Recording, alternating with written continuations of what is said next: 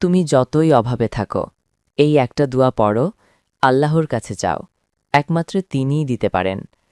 আমাদের নবী হজরত মুহাম্মদ সাল্লাল্লাহু আলাইহি ওয়াসাল্লাম আমাদের শিখিয়ে গেছেন, যখনই কষ্টে পড়বে, যখনই অভাব অনুভব করবে, সরাসরি আল্লাহর দিকে ফিরে যাও।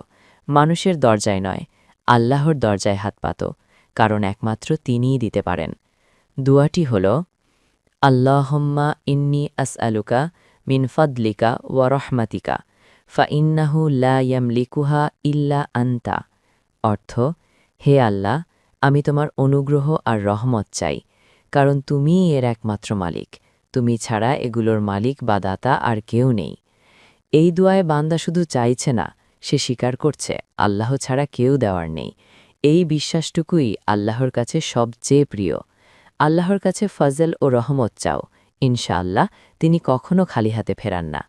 পড়ো, যখন মনে হয় কেউ নেই, যখন রিজিক নিয়ে চিন্তায় থাকো, ফজরের পরে, ঘুমানোর আগে, যে কোনো মুহূর্তে। নবীজির এই আমল আজ থেকেই শুরু করো, শেয়ার করো। একজনের উপকার হলেও সাদকায়ে জারিয়া হবে।